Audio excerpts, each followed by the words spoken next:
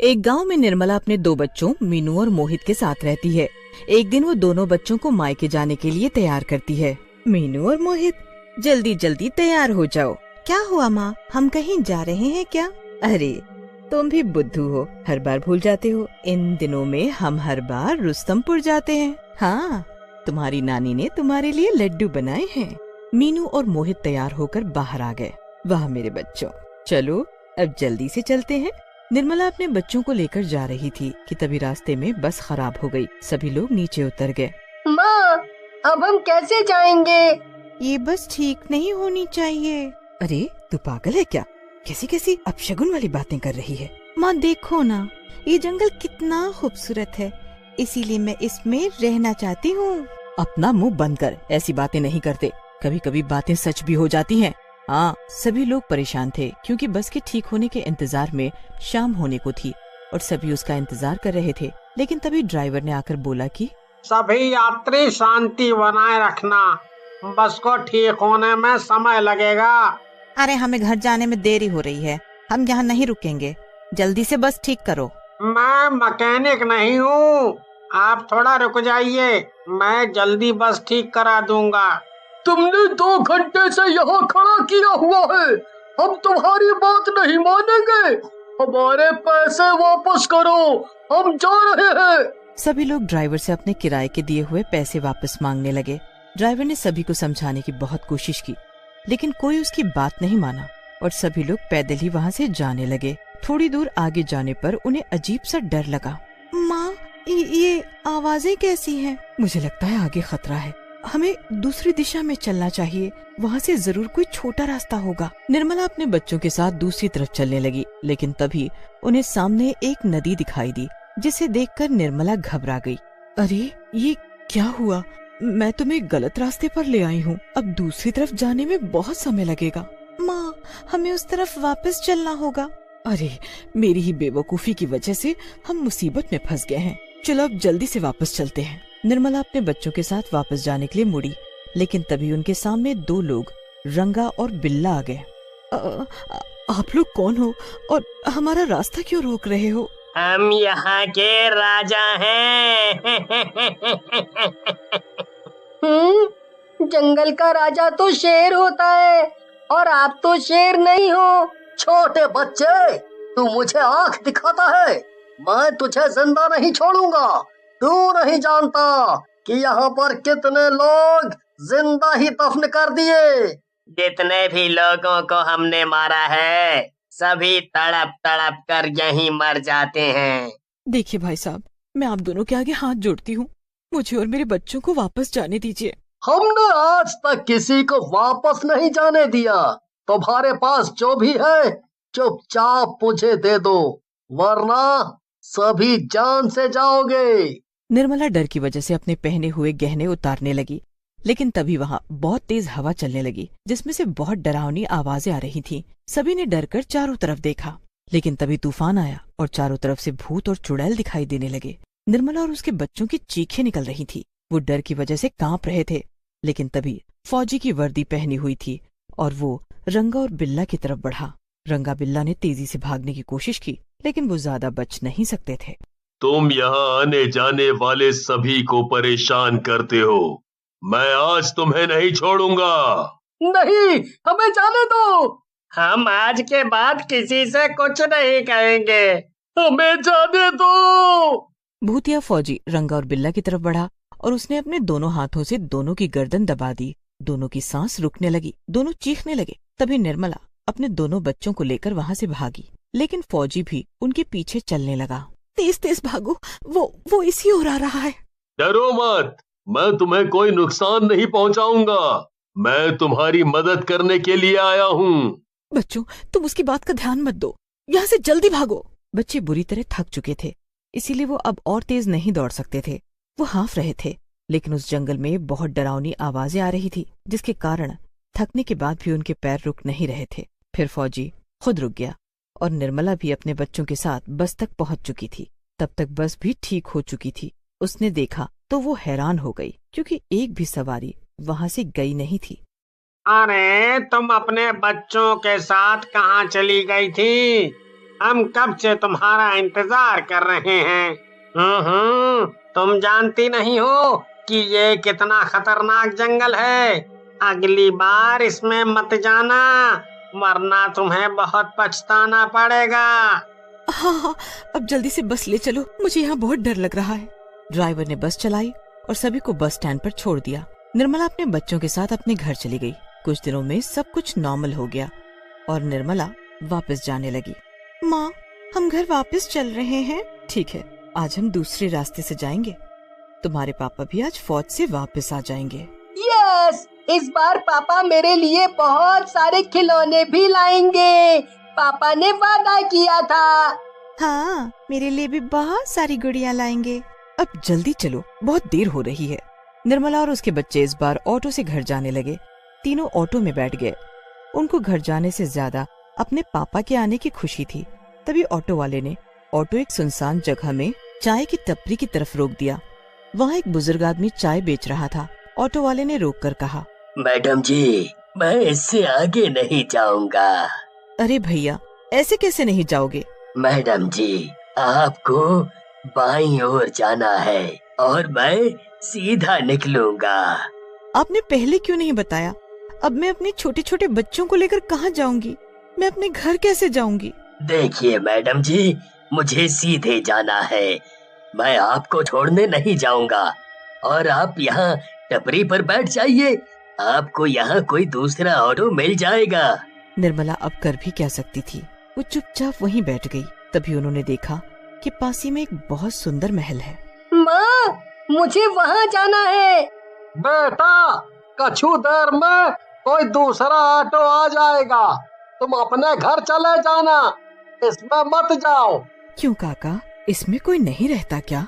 इसमें तुम्हें खतरा हो सकता है। यहाँ बहुत लोग घूमने आते हैं, लेकिन वो बहुत सारे एक साथ आते हैं। इसीलिए मैं तुमसे कह रहा हूँ कि तुम वहाँ मत जाओ। तुम्हारी जान को खतरा हो सकता है। नहीं माँ, मुझे जाना है। बेटा, काका बोल रहे हैं तो उनकी बात का भरोसा करना चाहिए। हमें वहाँ नहीं जाना चाहिए। निर्मला ने अपने बच्चों को समझाने की कोशिश की, लेकिन उसके बच्चे नहीं माने और फिर चाय वाले के मना करने के बाद भी वो उस महल की तरफ चली गई। जब वो अंदर गए तो उस महल का दरवाजा खुद खुल गया, जिसके बाद उसने देखा कि उसके पास कोई नहीं है। ये देखकर तीनों हैरान हो गए। महल बहुत सुंदर था। माँ, ये महल तो बहुत सुंदर है। हाँ माँ, देखो ना, इतना सुंदर महल मैंने सिर्फ कहानियों में सुना था। मुझे यहाँ कुछ ठीक नहीं लग रहा है। हमें यहाँ से चलना चाहिए। और तुम्हारे पापा भी तो घर पहुँचने वाले होंगे। तभी उनके सामने एक लाश जमीन पर आकर गिरती है, जिसको देखकर उनकी चीख निकल जाती है और वो जोर से चीखते हैं। तभी उन्हें बहुत सारे भूत मारने के लिए आते हैं। ये देखकर तीनों बेहोश हो गए। तभी वहाँ भूतिया फौजी आया और उसके आते ही सभी भूत और चुड़ैल वहाँ से गायब हो गए। तभी वहाँ एक साधु महाराज भी आ गए। उन्होंने कुछ मंत्रों का उच्चारण किया और कुछ विभूति उनको लगाई, जिसके बाद तीनों होश में आ गए। बाबा, आप कौन हो? मुझे अपने बच्चों के साथ घर जाना है। तुम चिंता मत करो, मैं तुम्हें बाहर निकाल दूंगा। बाबा, ये भूतिया फौजी भी है?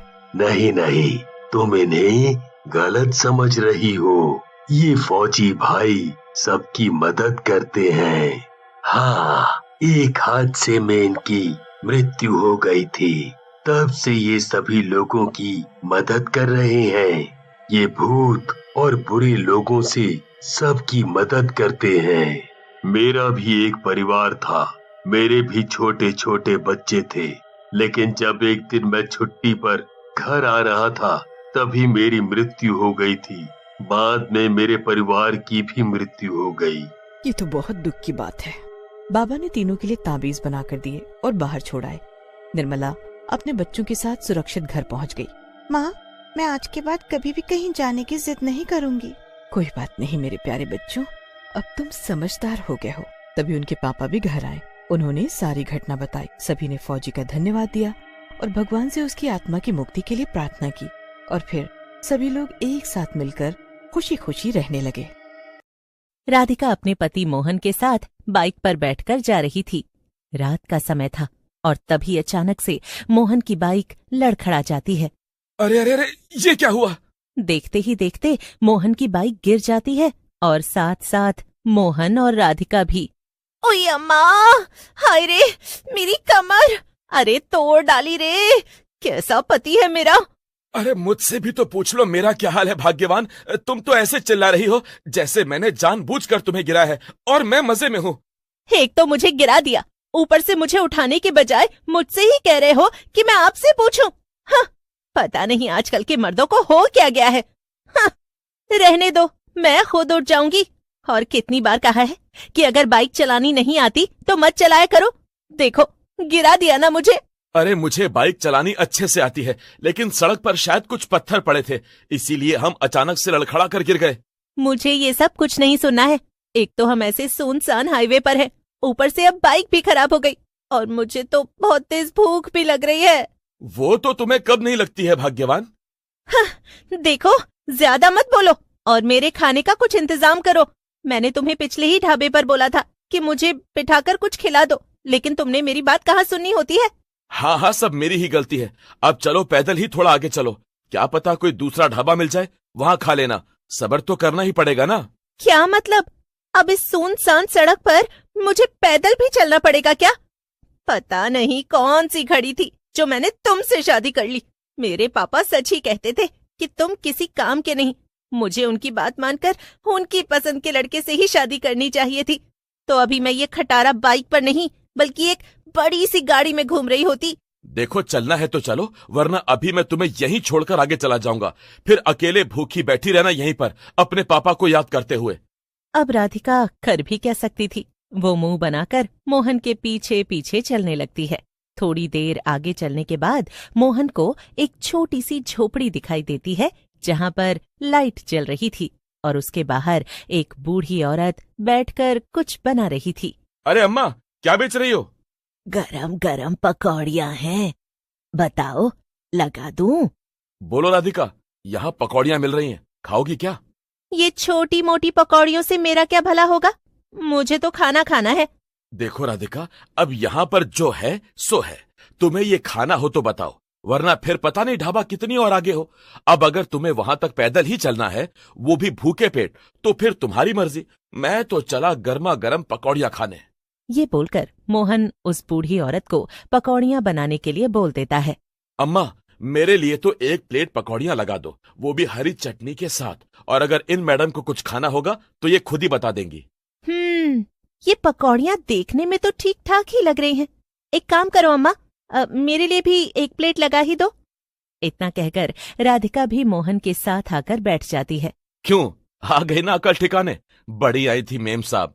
अरे जब मैं कहता हूँ तब मेरी बात तो सुनती नहीं हो, बाद में करती वही हो जो मैं कहता हूँ। देखो, ज्यादा मत बोलो, वरना अभी मैं जाकर पकौड़ियाँ बनाने से मना कर दूंगी, समझे? मोहन और राधिका लगातार बहस करते रहते हैं और थोड़ी ही देर में वो बूढ़ी औरत 2 प्लेट गरम गरम आलू प्याज की पकौड़ियाँ लाकर खटिया पर रख देती है। ये लो बच्चों, आराम से खाओ, स्वाद लेकर, और जब खा लेना तो मुझे पैसे दे देना। मोहन और राधिका पकौड़ियाँ खाते हैं, लेकिन उन्हें उनका स्वाद कुछ अजीब सा लगता है। छी छी, ऐसा लग रहा है जैसे ये पकौड़ियाँ पुराने तेल में बनाई गई हों। लेकिन अब जो मिला है चुपचाप खा लेती हूँ, वरना अभी ये मुझसे प्लेट ही छीन लेंगे। हाँ, वैसे भी अब यहाँ तुम्हें 56 भोग कौन लाकर देगा? जल्दी से खा लो, फिर हम आगे चलते हैं। शायद कोई बाइक सही करने वाला मैकेनिक मिल जाए। खा पीकर दोनों लोग बूढ़ी औरत के पास जाते हैं और उससे पूछते हैं। क्यों अम्मा, कितना हुआ पकौड़ियों का? पूरे 800 रुपए। बूढ़ी औरत की बात सुनकर दोनों चौंक जाते हैं। हैं? क्या 800 रुपए 2 प्लेट पकौड़ियों के? इतना रेट तो 5 स्टार होटलों में भी नहीं होता। यहाँ का इतना ही रेट है। आगे पीछे 10 किलोमीटर तक कोई भी खाने पीने की दुकान नहीं है, समझे? और अब पकौड़ियाँ खा ली हैं तो पैसा तो देना ही पड़ेगा, वरना अच्छा नहीं होगा। अरे अरे, ये तो दादागिरी है। आपने पहले हमें पकौड़ियों का भाव क्यों नहीं बताया? अगर हमें पता होता तो हम खाते ही नहीं। तुमने पूछा क्यों नहीं? पहले ही पूछ लेते ना, तो मैं बता देती। अब तुमने नहीं पूछा तो मैंने भी नहीं बताया। वाह वाह अम्मा, तुम तो बड़ी ही चालाक निकली। बड़ी ही चालाकी से हमें लूट रही हो। ये अच्छी दादागिरी है।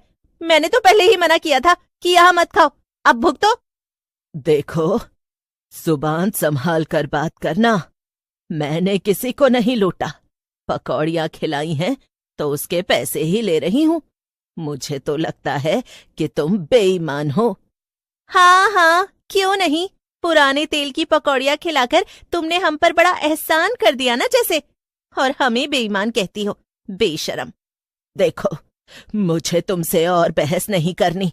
बस चुपचाप मेरे पैसे दे दो, हाँ, वरना अब अच्छा नहीं होगा। क्या? मगर अरे हद हो गई, ये तो गले ही पड़ रही है। देखो राधिका, मुझे लगता है कि हमें इसे पैसे दे देना चाहिए। एक तो ये सुनसान इलाका, ऊपर से आसपास कुछ है भी नहीं। कहीं ये बूढ़ी औरत खतरनाक निकली तो फिर हमारा क्या होगा? हो, तुम्हारी जैसा डरपोक इंसान मैंने आज तक नहीं देखा। ठीक है, तुम्हारी जो मर्जी, जो करना है करो। वैसे भी पैसे तो तुम्हें ही देने हैं। इतना कहकर मोहन उसे उसके पैसे दे देता है और फिर वो राधिका के साथ आगे चला जाता है। मोहन और राधिका के जाने के बाद बूढ़ी औरत जोर जोर से हंसने लगती है। वाह वाह, फिर से इतना फायदा हो गया। ये पकौड़ियाँ बेचने का काम तो बहुत ही फायदेमंद है। लेकिन मैं भी तो इतनी समझदार हूँ, इसीलिए मेरी इतनी कमाई होती है। हाँ। बूढ़ी औरत पैसे अपने संदूक में रख देती है और तभी पीछे से उसका बेटा मनोज वहां आ जाता है। मनोज, बेटा, लगता है आज तूने भी अपना काम अच्छे से किया है। हाँ, मैंने सब कुछ अच्छे से किया है, तभी तो वो दोनों पति पत्नी हमारे जाल में फंस गए। तो फिर जा, दोबारा से वाहन सड़क पर जाकर छोटे छोटे पत्थर बिछा दे, कहीं पिछले वाले इधर उधर ना हो गए हों। मनोज चला जाता है और बूढ़ी औरत, जिसका नाम निर्मला था, खुद से ही बातें करने लगती है। हाँ, मुझे तो मेरे दिमाग पर गर्व है। पहले वहां सड़क पर छोटे छोटे पत्थर बिछाओ ताकि आने वाले लोगों की गाड़ियां पंचर हो जाए और खराब हो जाए और फिर उन्हें मजबूरी में पैदल चलते हुए आगे आना पड़े, और जब वो यहाँ आएंगे तो भूख और थकान के मारे पकौड़ियाँ खाए बिना तो जाएंगे नहीं। फिर मैं उन्हें अपनी महंगी पकौड़ियाँ खिलाकर पैसे ऐंठ लूंगी। हाँ, ये तरीका हमेशा ही काम करता है। मनोज झोपड़ी के अंदर जाकर सो जाता है। ओहो, अब तो ये तेल काफी इस्तेमाल हो गया। लगता है अब बदलना ही पड़ेगा। काला भी पड़ने लगा है। हो भी तो गया 1 हफ्ता। चलो, आज बदल ही देती हूँ। निर्मला तेल बदलकर काम कर ही रही थी कि तभी 2 आदमी अपनी बाइक के साथ चलते हुए वहां आ जाते हैं। ओ दादी अम्मा, यहाँ कहीं टायर पंचर सही करने वाली दुकान है क्या? हाँ बेटा, आगे है, कम से कम 5 किलोमीटर आगे। कहो तो गरम गरम पकौड़ियाँ तल दूं, खाकर जाना।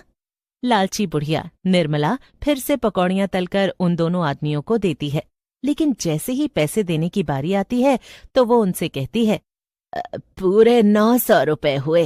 है? क्या कितना बताया? यहाँ आगे पीछे 10 किलोमीटर तक और कोई खाने की दुकान नहीं, और अब खा लिया है तो पैसे तो देने ही पड़ेंगे, हाँ, वरना अच्छा नहीं होगा। दिमाग तो ठीक है अम्मा, भला 2 प्लेट पकौड़ियों के 900 रुपए कैसे हो सकते हैं? सर, लगता है ये ऐसे ही आने जाने वाले लोगों को लूटती है। चलिए इसे गिरफ्तार कर लेते हैं। हाँ, तुमने एकदम सही कहा रमन। ये सुनकर निर्मला डर जाती है।